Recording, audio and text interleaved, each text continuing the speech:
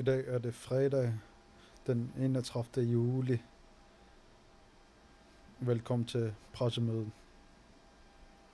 Seere, lyttere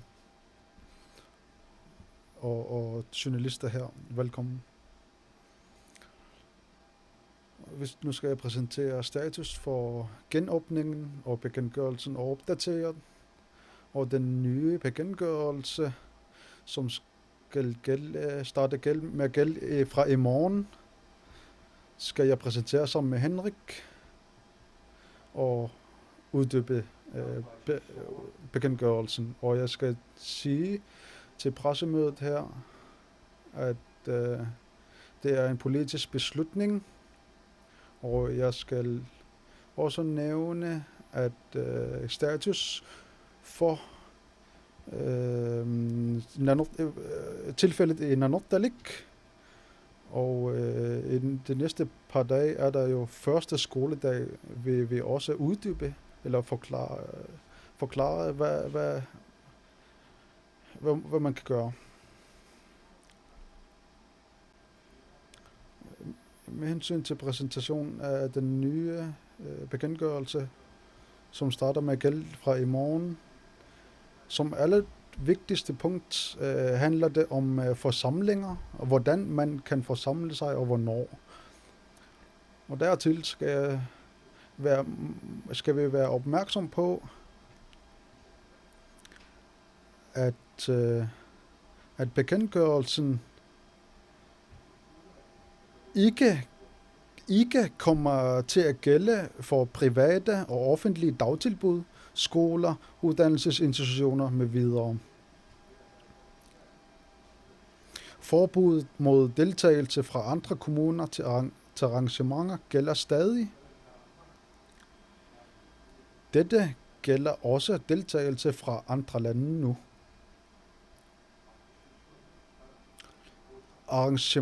Arrangementer omfatter også kurser, seminarer og lignende.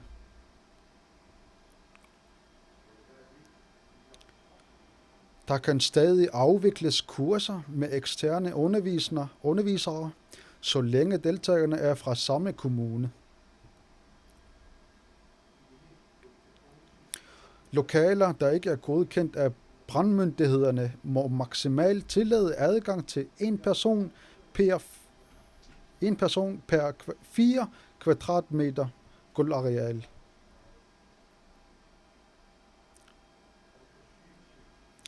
Antalsbegrænsningerne gælder stadig. Der må maksimalt være 100 mennesker til et indendørs arrangement, så fremt at reglerne om belægning i selve lokalet på maksimalt 50% af det tilladte også overholdes.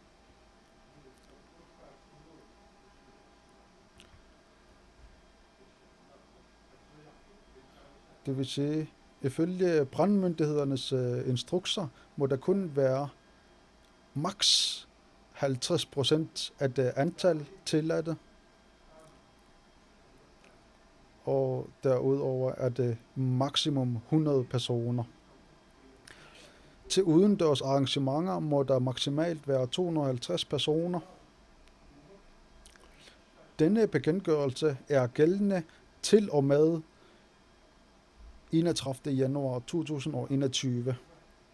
Og jeg skal gentage, at det er en fælles politisk beslutning at forlænge denne bekendtgørelse.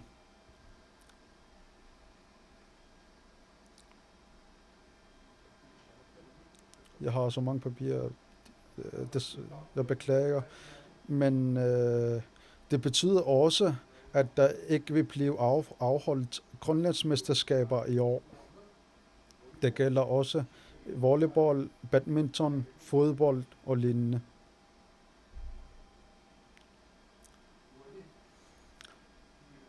Her er det med hensyn til enkelte mennesker, der er vigtigst. Det er det enkeltes helbred, der er vigtigst, og med hensyn til beredskabet og andre forhold er baggrunden for denne beslutning.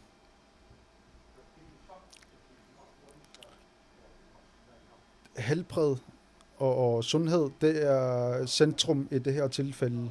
Med hensyn til genåbningen kan jeg sige, at det fleste er jo begyndt at rejse og flytte sig og bevæge sig. Og det bliver flere og flere, der begynder på det. Og det er derfor, vi har besluttet, at der skal være begrænsninger mellem kommunerne. Så arrangementer på tværs af kommuner må ikke afholdes. Hvis nu der kommer et udbrud, kan det være, at der bliver et ukontrolleret udbrud.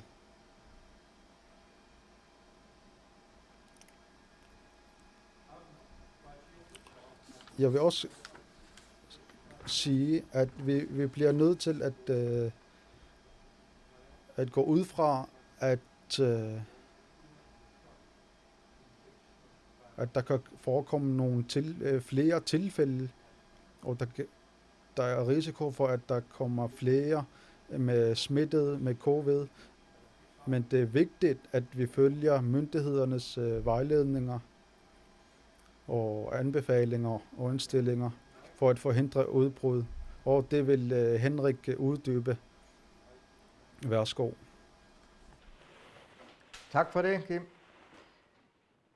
Ja, så står vi her endnu en gang, og vi må sige, at covid-19-problemstillingen er jo ikke blevet mindre ude i den store verden.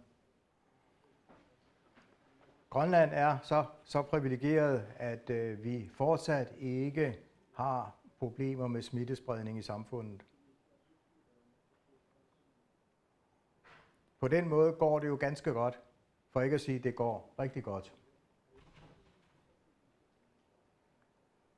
Langt de fleste steder går det rigtig skidt.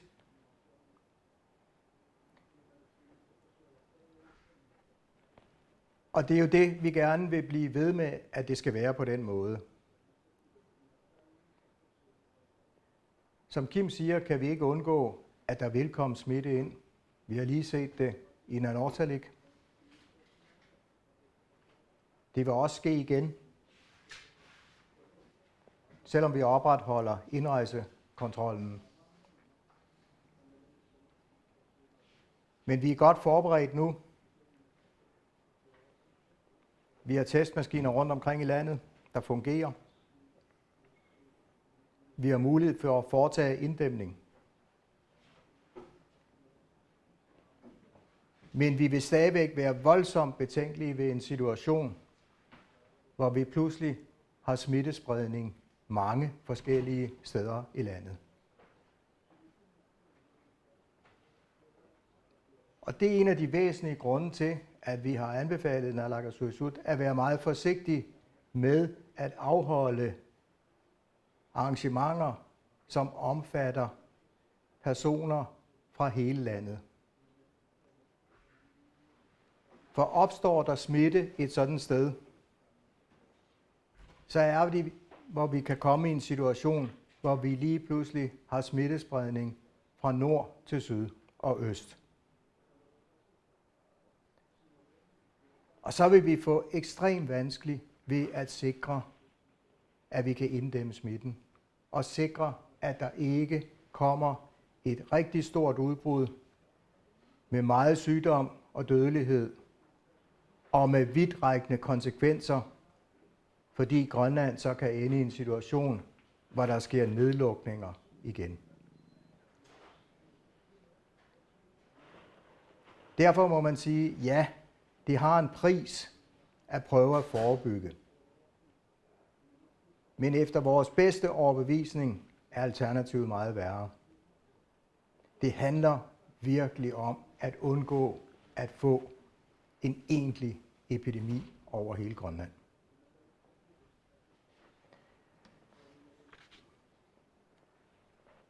Så vil jeg lige nævne lidt om det tilfælde, vi havde nede i Nanortalik hos en rejsende. Vi har undersøgt forholdene meget grundigt i samarbejde med politiet. Vi er ret overbevist om, at der ikke vil komme flere tilfælde i Nanortalik.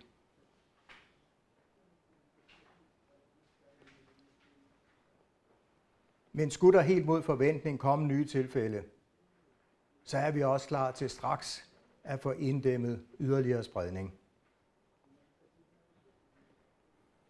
Og det er jo et eksempel på, at vores nye testmaskine Iraq-Rodok fungerede helt som planmæssigt. Det gjorde nemlig, at vi allerede ganske kort tid efter testen var taget dernede, kunne analysere den i Iraq-Rodok og kunne handle med det samme. For en uge siden, så skulle sådan en test have været sendt til Nuuk, med al den forsinkelse, det havde medført. Men det fungerede alt sammen, og det er vi selvfølgelig rigtig glade for, at det rent faktisk gjorde.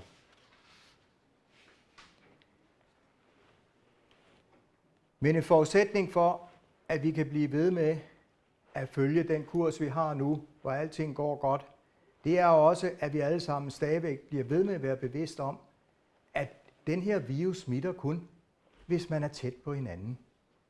Hvis man er inde i kort afstand af hinanden, 1-2 meter, så kan den smitte. Hvis man holder afstand, så kan den ikke smitte. Udover at den kan smitte nogle gange, sjældne gange, ved at man rører ved nogle ting.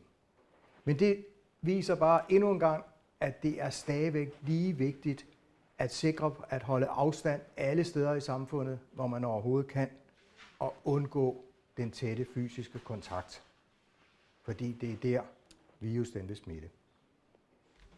Så det er lige så vigtigt, som det hele tiden har været, og helt afgørende. Selvom mange af de andre ting, som Kim har nævnt, som gælder i reglerne, ja, de betyder også rigtig meget, men det, vi hver især også kan gøre, er mindst lige så vigtigt.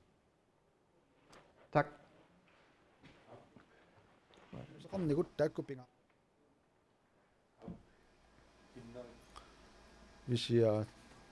Jeg har lige et spørgsmål til Henrik.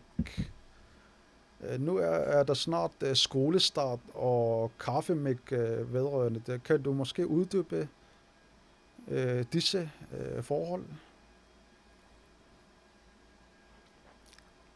Det er jo sådan så, at vi skal have skolerne til at fungere på fuldstændig normal vis her efter sommerferien. Det er også nogle af de fordele, vi har ved, at vi ikke har smitte i Grønland. Vi skal sikre, at vi bliver ved med at kunne holde skolerne og uddannelsesinstitutionerne i gang. Men også på det område der, er det jo helt afgørende, at vi hver især tager de nødvendige forholdsregler. Man kan godt holde sammenkomster, som man plejer, og holde kaffemik derhjemme, men hele tiden være bevidst om, at man sikrer grundreglerne om god hygiejne og om at holde afstand og sikre, at der ikke kommer for mange ind. Selvom det er et privat hjem. Et andet punkt, der jo er helt afgørende, det er, at hvis man er syg, ja, så kan man ikke udelukke, at der pludselig er smitte med covid-19. At det er skyldes, at man er smittet med covid-19. Og det betyder jo også, at hvis man er syg, så må man ikke komme i skolen, eller på uddannelsesinstitutionen, eller på arbejdspladsen. Fordi så er det jo, at vi har smitterisikoen. Vi skal også være bevidste om, at nu er det så om, at efteråret allerede er på vej, lige disse dage, i hvert fald her i Nuuk. Det betyder, at vi kommer indendørs. Men jo mere vi er indendørs, jo større er risikoen for smitte. Derfor er det afgørende, at vi, hvis det er muligt, jamen så afhold arrangementer udenfor, hvor der er plads, og hvor vi ikke kommer så tæt på hinanden. Så er der muligheden for, at man kan holde kaffemikken udenfor, når solen kommer frem igen, så gør man det. Og på alle de måder kan vi alle sammen være med til at bidrage til, at risikoen for smitte, den bliver reduceret. For lige pludselig, så er den her jo desværre igen. Tak.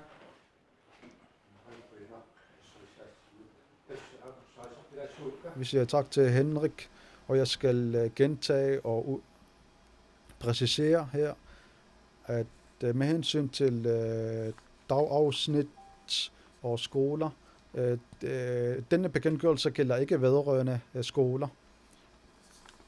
Og Forbuddet mod deltagelse fra andre kommuner til arrangementer gælder stadig. Dette gælder også deltagelse fra andre lande nu. Arrangementer omfatter også kurser, seminarer og lignende.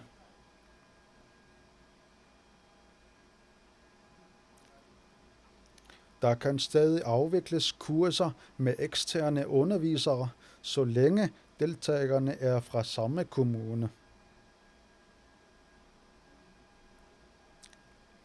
Lokaler, der ikke er godkendt af brandmyndighederne, må maksimalt tillade adgang til en person per 4 kvadratmeter gulvareal. Det vil sige, at hvis der for eksempel er 20 kvadratmeter på et kontor, så må der kun være 5 personer. Og det gælder også her i huset. Antalsbegrænsningerne gælder stadig. Det vil sige, at der maksimalt må være 100 personer til et indendørs arrangement, så fremt at reglerne om belægning i selve lokalet på maksimalt 50% af det tilladte også overholdes. Til udendørs arrangementer må der maksimalt være 250 personer. Bekendtgørelsen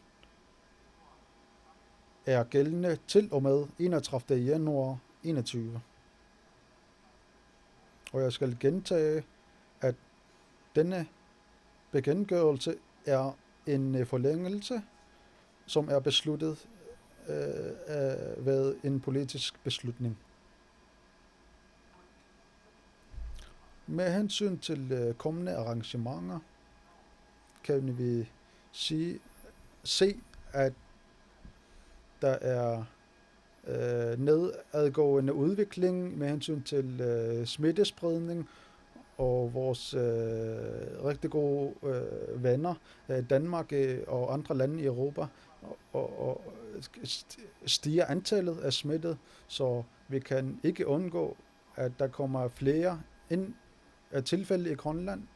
Men jeg kan sige, at vi er meget heldige i Grønland.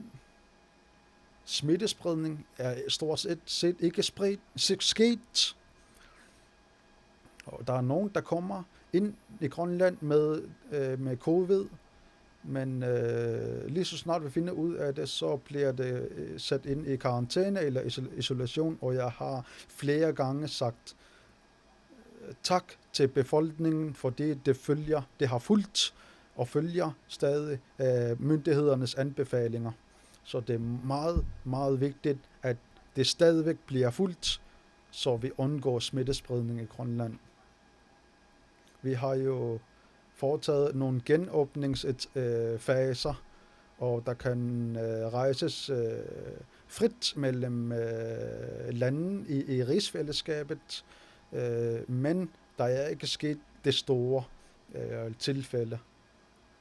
Og det skal fortsætte, ved at vi hjælper alle sammen. Det var det, jeg havde til pressen, samt lyttere og befolkningen og seere. Så går vi over til spørgsmålene fra pressen, fra Werner. Der er besluttet, at i udendørs arrangementer må der kun være 250, og I siger, at der ikke er det store smittespredning. GS kæmper ellers for at afholde grønlandsmesterskaber, fordi der ikke er det smittespredning, og man kan rejse. Hvorfor kan man ikke afholde grønlandsmesterskaber? Jeg kan meget kort svare således. Vi er stadigvæk under genåbning, og vi har og man kan se, at der er et smittespredning i Danmark, og hvis vi nu genåbner til større arrangementer og over 250 messer, så kan det ende med, at det bliver en ukontrolleret smittespredning i Grønland. Og man kan jo selvfølgelig også spørge, at hvorfor har vi sat begrænsningerne på den måde mellem kommuner? Det er ikke kun sportverden, man tænker på. Man tænker på alle enkelte og samtlige borgere i kommunerne eller andre virksomheder,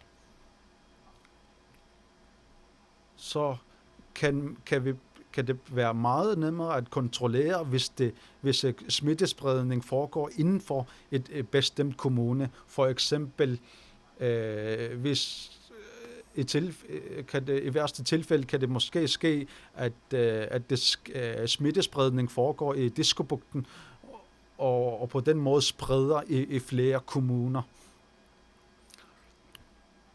Og på den måde kan det blive en meget svær situation, og derfor, at man har indskærpet begrænsningerne på den måde. Du sa en rapport tässä ni umiassuamme. Vi har meget grundigt bedt politiet om at undersøge, hvem der har haft kontakt til hvem. Og det er rigtigt, at der har været en ganske overfladisk kontakt til nogle få mennesker i Nanortalik. Vi går ikke ud og tester fuldstændig raske personer, fordi man har haft en helt overfladisk kontakt. Det giver ikke nogen mening. Men vi har haft kontakt til alle dem, som overhovedet har været i nærheden af det her i Nanortalik, og sikret os, at de er klar over, at får de mindste symptomer på sygdom, så står vi klar med hovedpinden på sundhedscentret. Og det er den måde, vi griber den slags situationer an. Hvis der er nogen, der har været i kontakt med personer, som har covid-19, ja, så skal de straks undersøges, hvis de får symptomer. Men man får alt for lidt ud af at undersøge fuldstændig raske mennesker. Har de fået karantæne, eller de mennesker, som har været i kontakt med besætningen? Gentag. Har de fået karantæne, de personer, som har været i kontakt med dem fra skibet? Nej, der er ikke nogen, der har haft kontakt i et omfang, hvor det giver mening at give dem egentlig karantæne om at skulle blive hjemme. Som sagt, så er der tale om en helt overfladisk kontakt, hvor sandsynligheden for smitte er meget, meget lav. Det der besætning på skibet, skal der udstedes bøder til dem? Det har jo ikke overholdt karantænereglerne.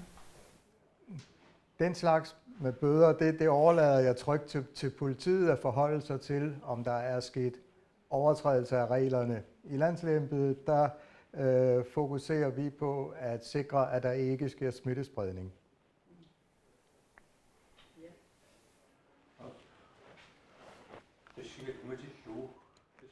Hensyn til det. Med hensyn til hvilken regninger eller bøder man kan give, er der selvfølgelig nogle forhold, som skal sikres først, men ved skibet besætning har man bedt besætningen om at forblive sig på skibet og karantæne, og det er blevet påbudt at forholde sig væk fra befolkningen. Og jeg kan sige, at om 14 dage, at hvis vi finder tilfælde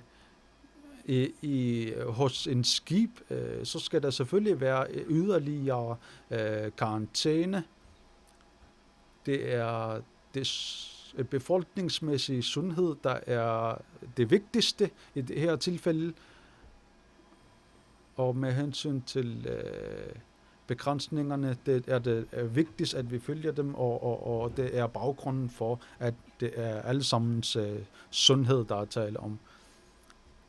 Nu er der sådan sejlskibe, sejlladsbåde, der kommer forbi i Grønland. Hvordan kontakter man disse, og hvordan ved man, hvor det kommer fra? Disse både og skibe, får vi svar med det samme. Befolkningen følger tæt på, hvordan, hvorledes, hvor det kommer fra, og det finder vi hurtigt ud af. Og med hensyn til sejladsskibe og andre, har vi en stor samarbejde med andre myndigheder, og de fleste har jo også et indberetningspligt med hensyn til disse forhold, og befolkningen er meget opmærksom på, og deres nysgerrighed hjælper os med hensyn til at identificere disse forskellige både. Og jeg skal bare gentage, at uanset om vi kommer udefra, eller om vi bor her, så skal vi selvfølgelig følge anbefalingerne fra myndighederne, og følge hygiejne, vejledninger og anbefalinger. Kom med sådan en lidt detaljeret beskrivelse. Hvad er en overfladisk kontakt? Ja. Man anser ikke smitte for at ske, eller risikoen for smitte er meget lav, hvis man ikke har mindst et kvarters kontakt inden for en afstand af 1-2 meter. Det vil sige, at det er en ret lang periode. Men alt kan selvfølgelig ske, når vi snakker om virussmitte. Så man kan ikke fuldstændig udelukke noget. Men som i alle mulige andre sammenhænge, der må man gå ud fra nogle grundprincipper og handle efter dem. For ellers kan vi heller ikke få samfundet til at fungere. Så det er det, jeg mener med det.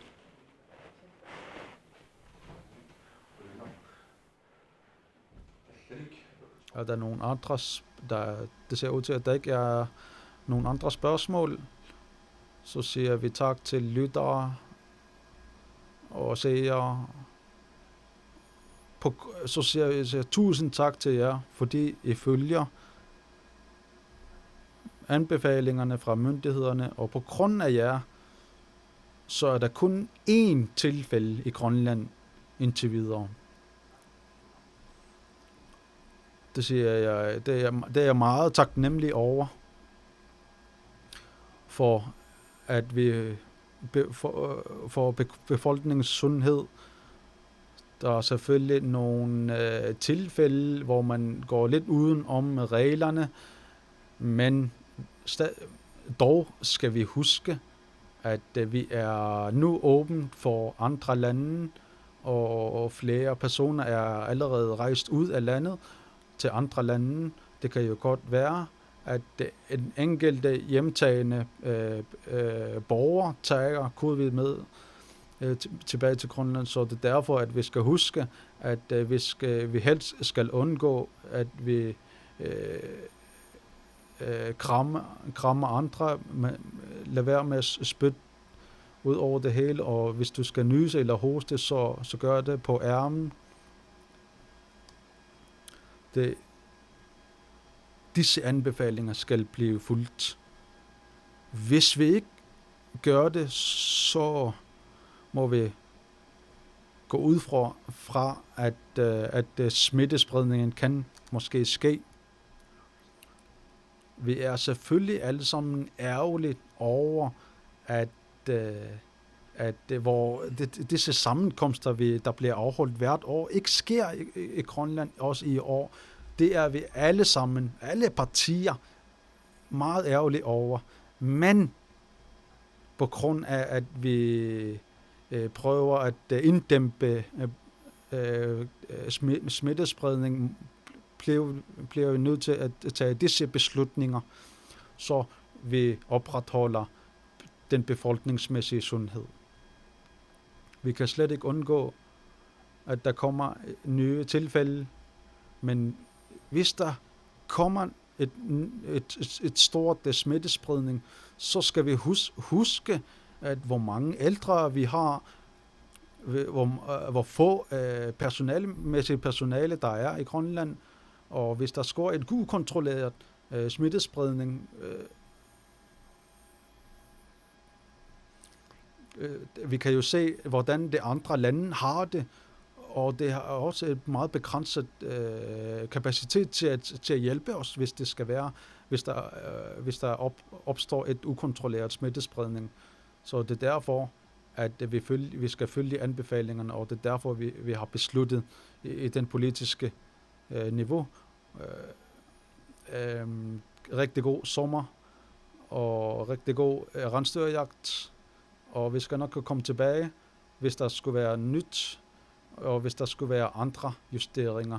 Ha' det godt alle sammen, og have det sjovt, og passe godt på jer selv.